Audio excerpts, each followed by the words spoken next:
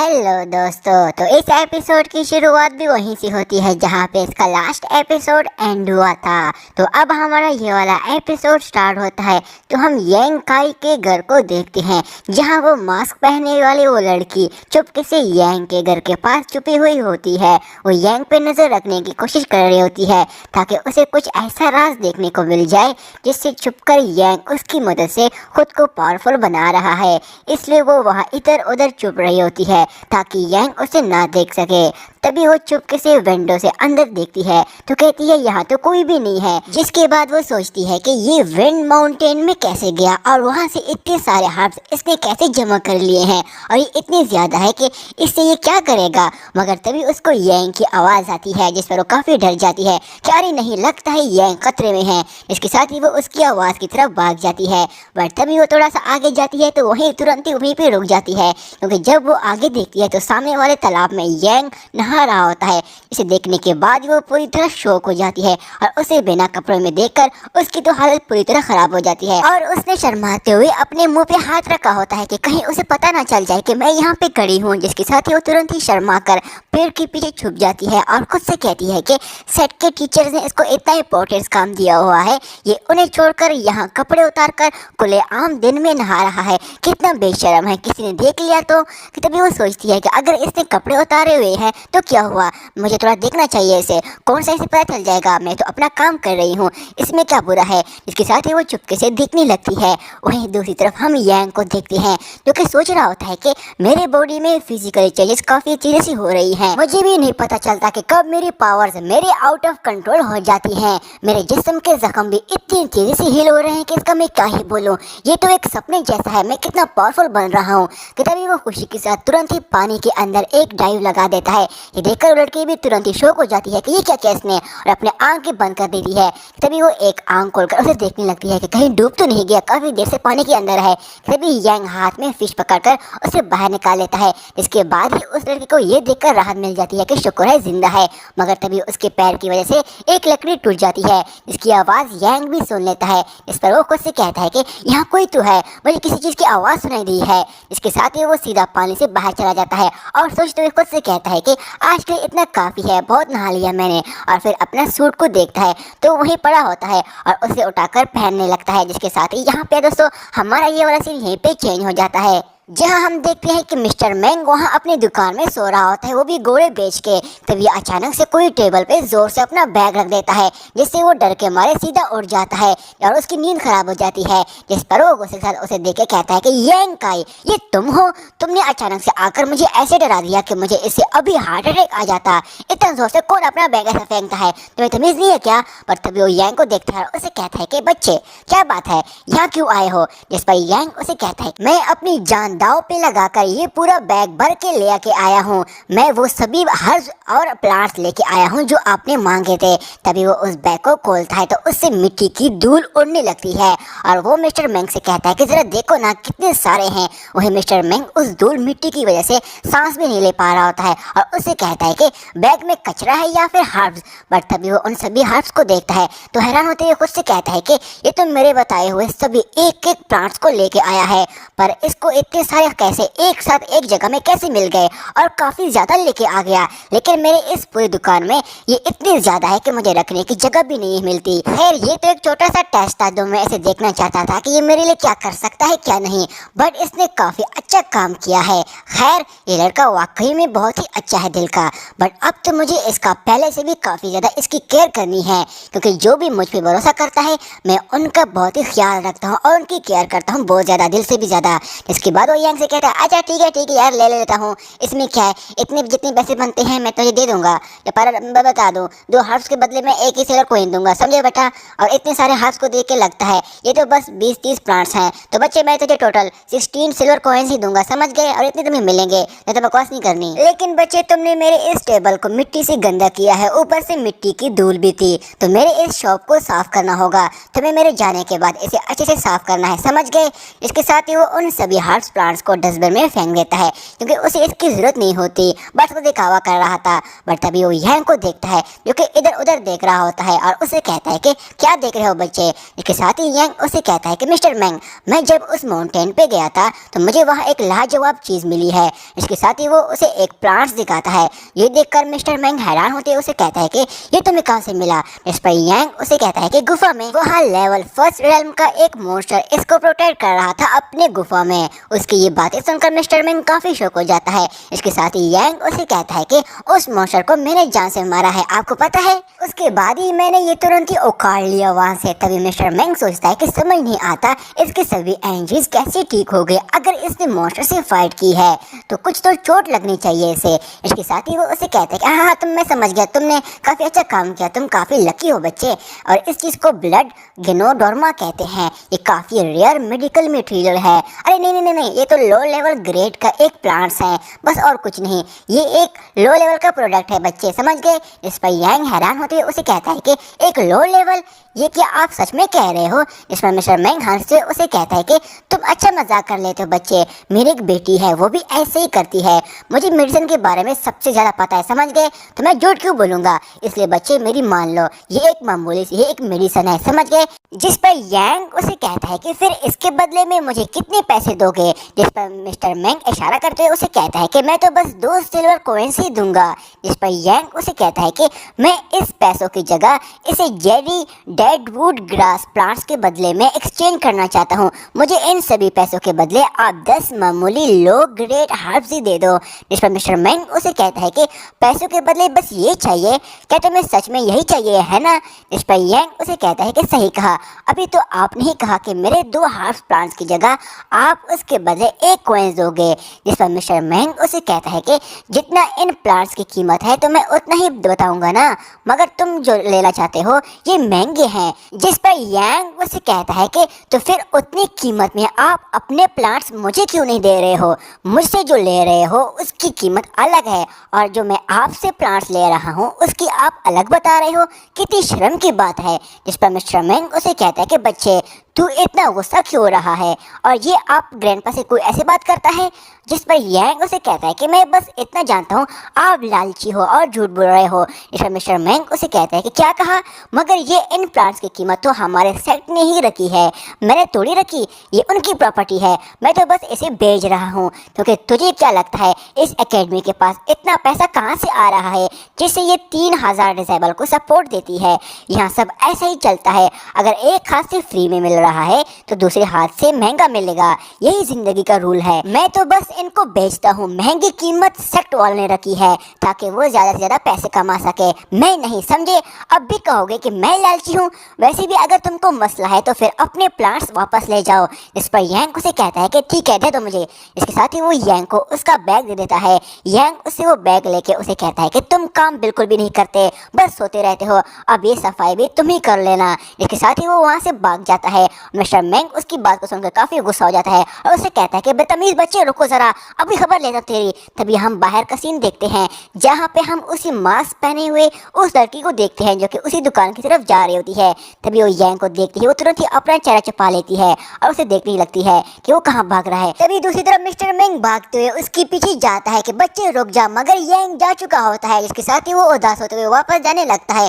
तभी वो रुक जाता है कि तभी वो उस लड़की की तरफ देखता है जो कि यांग को ही देखी जा रही होती है, जो कि वहाँ से भागते हुए चला जाता है। तभी मिस्टर मैंग उसे इशारा करता है कि बच्ची क्या हुआ आपको, इतनी परेशान क्यों खड़ी हो। तभी वो लड़की डर जाती है और उसे देखती है। इसमें मिस्टर मैंग उसे कहता है कि क्या बात है बेटी, इतनी डरी हुई क्यों हो। इस पर वो लड़की उसे कहती है कि मास्टर आप ऐसे अचानक से मत आया करें, मुझे तो ऑलमोस्ट हार्ट अटैक आ जाता। ये सुनकर मिस्टर मैंग हंसते उसे कहता है कि क्या कहा, इसका मतलब तुम भी किसी चीज में दिन में ही इतना डूब जाती हो कि भूल जाती हो कि तुम क्या कर रही हो, या फिर लगता है आजकल आप किसी चीज के बारे में कुछ ज्यादा ही सोचने लगी हो बेटा, कोई खास चीज होगी मुझे लगता है।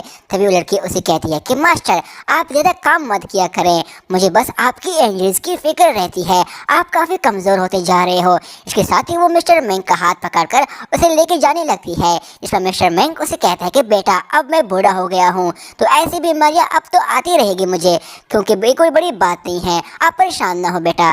तभी यहाँ पे हमारा ये सीन चेंज हो जाता है और यहाँ पे हम देखते हैं कि यांग अपने लिए उस फर्नेस में एक मेडिसिन तैयार कर रहा होता है, जिस पर वो खुद से कहता है कि ये हर्ब स्किन के लिए काफ़ी अच्छी है, इससे जिस्म से काफ़ी अच्छी खुशबू भी आएगी, मगर मैं इसे अभी रख देता हूँ, सुबह तक ये तैयार हो जाएगी। और वो जैसे उसे रखने जाता है तभी उसको अपने सर में दर्द महसूस होने लगती है और उसी की वजह से उसके हाथ से वो फर्नेस भी गिर जाता है, जिससे उससे फॉग निकल रही होती है।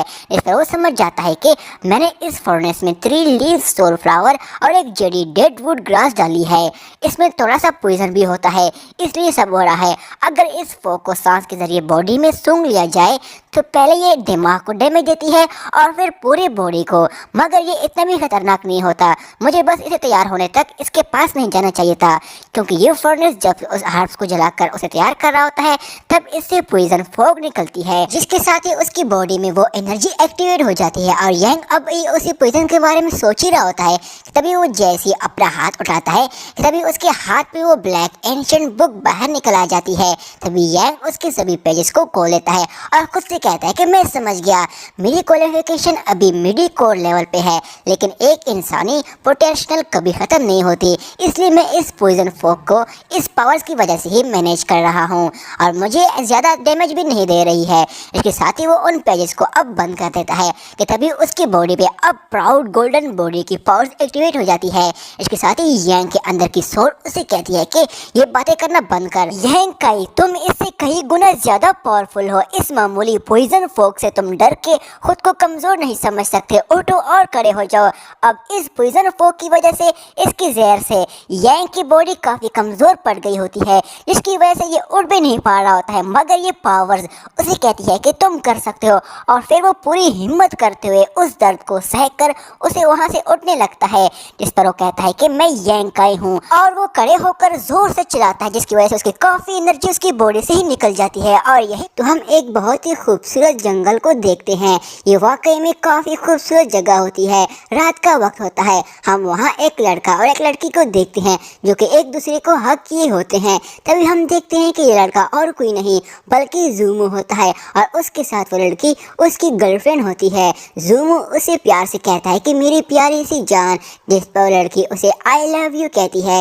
इसके साथ ही वो दोनों एक दूसरे को किस करने लगते हैं, बट तभी यहाँ पे हमारा ये सीन चेंज हो जाता है, जहाँ हम देखते हैं कि ये सब ज़ूमो एक सपना देख रहा होता है और वो आंखें बंद करके अपने दोस्त को पकड़कर बड़े प्यार से जबरदस्ती उसे किस कर रहा होता है, जिस पर वो उसे कहता है कि बॉस उठ जाइए, ये मत करो, ये मैं हूँ। बट तभी जैसे वो आंखें खोलता है तो चिल्ला के कहता है ये गधा बीच में कहाँ से आ गया, और फिर उठकर उसे मारने लगता है कि बट तभी उसे याद आता है कि इसने तो इसको किस किया है। इसके साथ ही वो तुरंत ही दोनों अपना मुंह साफ करने लगते हैं। बट तभी ज़ूमो उसे कहता है कि यूनटियान के बच्चे, इस आधी रात में तुम मेरे कमरे में क्या करने आए हो, तुम आखिर तुम्हें क्या चाहिए। इस पर यूनटियान उसे कहता है कि बॉस आपने ही तो बुलाया था हम सभी यहाँ तभी तो जमा हुए हैं, तो बताओ क्या बात थी। ये सुनकर ज़ूमो घबरा जाता है और उसे याद नहीं आ रहा होता है, जिस पर वो उसे कहता है कि कुछ भी नहीं है, क्या तुम लोगों के पास कोई आइडिया है जिससे मुझे यांग पावर्स के बारे में इंफॉर्मेशन मिल जाए। तभी एक लड़का उसे कहता है कि मिस्टर ज़ू आप 4 दिन इंतज़ार कीजिए, क्योंकि 4 दिन बाद मैं यांग काई को चैलेंज देने वाला हूँ।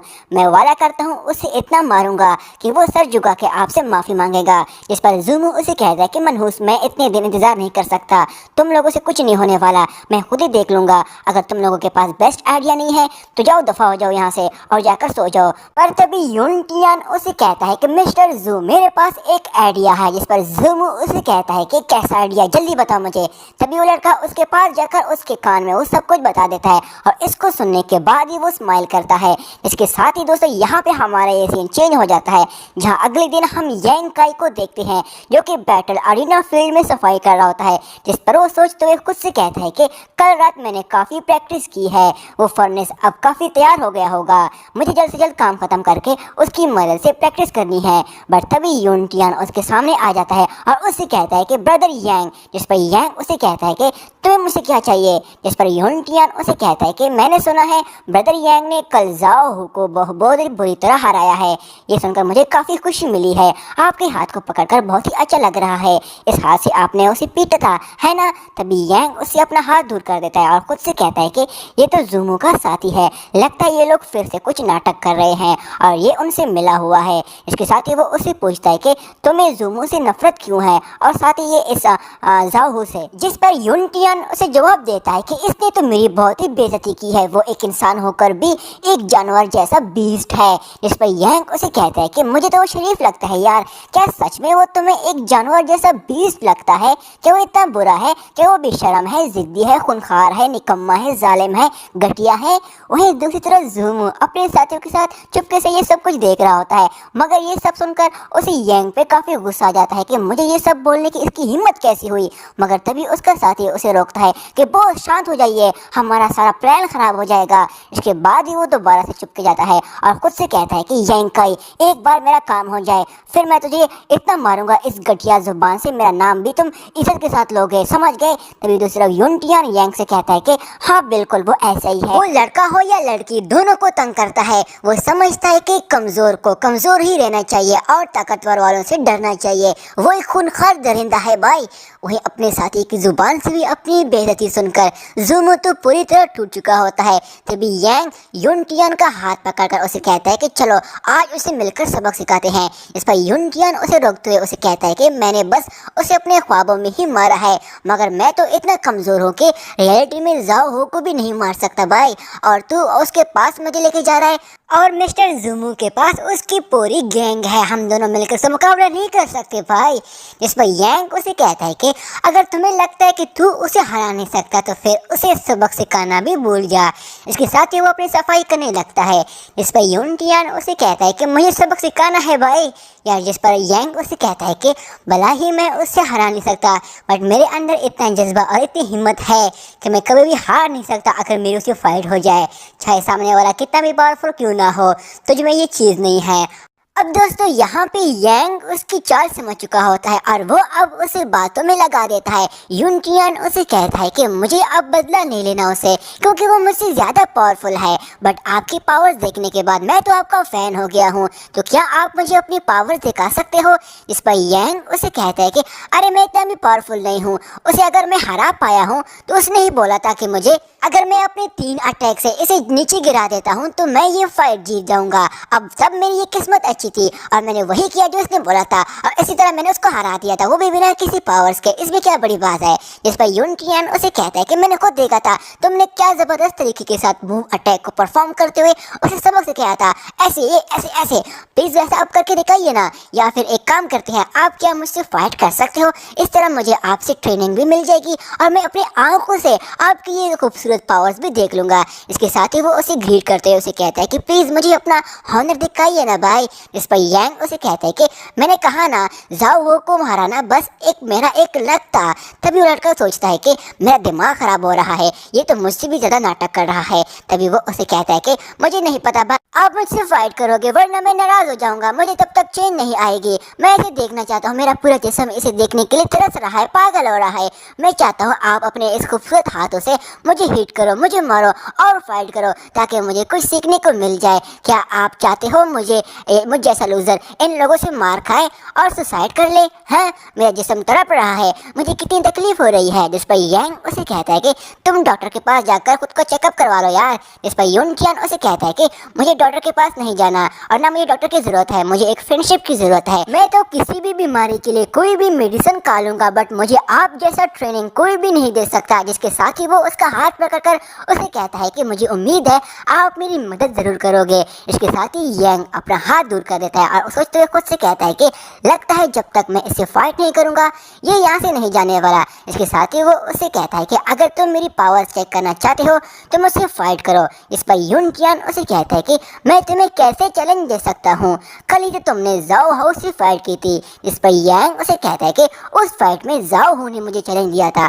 तो आज मैं तुम्हें चैलेंज दे देता हूँ, सिंपल। इस पर वो जवाब देता है कि तो ठीक है, मैं भी तैयार हूँ, चलो फाइट करते हैं। इसके साथ ही वो अटैक के लिए रेडी हो जाता है, पर तभी यांग उसे कहता है कि रुको भाई, तुम्हें पता है मेरे पास इतने पैसे भी नहीं हैं, अगर मैं हार गया या तुम हार गए तो मैं क्या करूँगा, मुझे उसके बदले में क्या मिलेगा। इस पर यून टियान उसे कहता है कि परेशान ना हो भाई, अगर तुम हार गए तुम्हारे पास जितने भी पैसे हैं मुझे दे देना, कोई मसला नहीं है। इसके साथ ही वो सोचता है कि इसे लगता है कि मैं पैसों के लिए फाइट करना चाहता हूँ, बल्कि मैं यहाँ इसे सबक सिखाने के लिए आया हूँ ताकि मिस्टर ज़ूमू इसकी हालत को देखकर खुश हो जाए, मेरे लिए ये काफ़ी है। इसके साथ ही वो दोबारा फाइट के लिए रेडी हो जाता है, बट तभी यांग उसे कहता है कि वेट जरा यार। इस पर वो उसे कहता है कि यांग कोई सवाल पूछना है क्या। तभी यांग उसे कहता है कि मुझे फाइट चैलेंज के रूल के बारे में कुछ याद आ गया है, क्योंकि आपका लेवल को देखकर नजर आ रहा है तुम मुझसे 3 लेवल ज्यादा आगे हो। ये सुनकर यून टियान हैरान होते हुए सोचता है कि अरे नहीं, इसे मेरे लेवल का कैसे पता चला।